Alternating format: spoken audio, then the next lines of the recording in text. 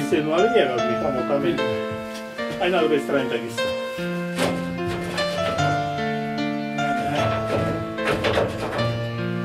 Protože mi pomohla tuda.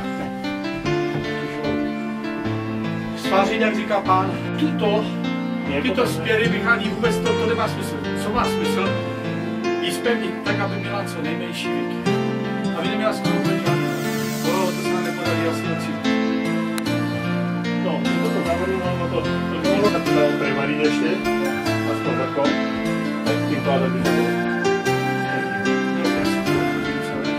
No asi to máš zvončí, to je najväčší problém, čo to je to otáčanie. A jeho ešte to treba nejako točiť. Samozrejme, že nižšie pádom treba. Takže čo na to potrebení robí, viete čo? To viac nie. Pojďte se, že to otáčeli, tak já vidím už teďko, že to otáčeli správně, protože potom potřebují, co vidíte vlevo, to bylo tak, to vrátilo v jednu stranu. O potřebení se měří tak, Sami vidíte, že ta hruška byla změříte věnec tam, kde nebíje srdce. Pak změříte tam, kde bije. 10%, když je úbytek větší, do 10% se říká, no je opotřebení. 10 až 15%.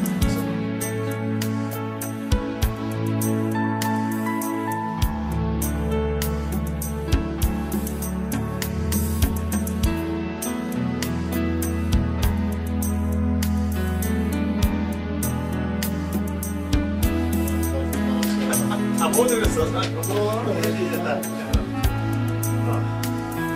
Ale že mám potrebu.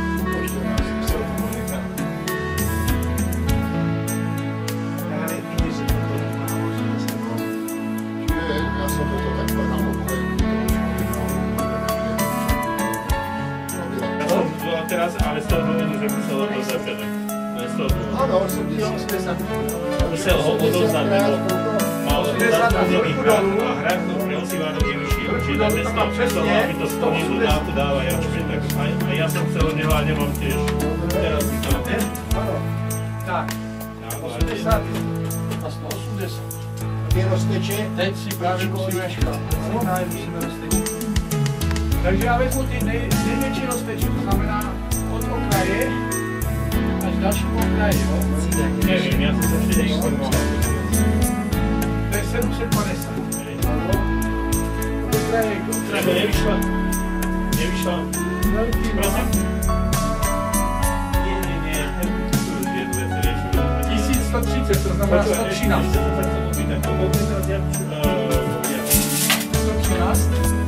Máte?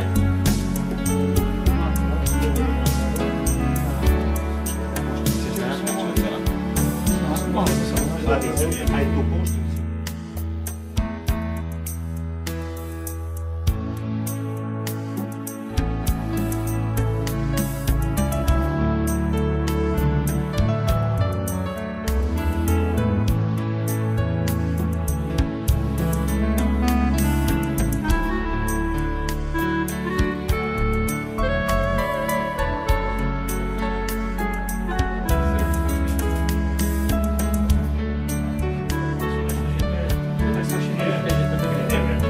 Kdybych za ten tak končil.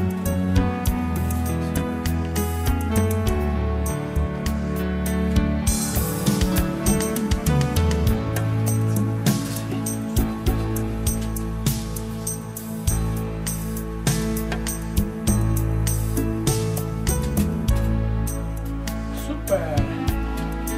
Tak to si povedu. ale teda negativní snad jsou možný, ano?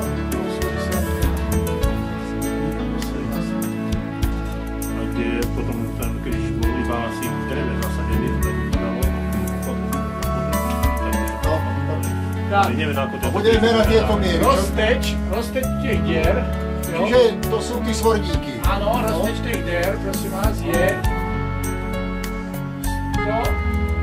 160. Ale milimetrov, hej? Ano, 16 cm. 16 cm.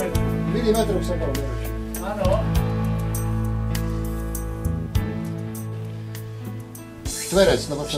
Čtverec a může to už je dnes, to bude pokračovat Jo, čili máme, jo, 160 mají rozteč, Ano, jo, a díra čtvercová ano, 20 na 20. ano, Jo? ano. Dobře. Jo?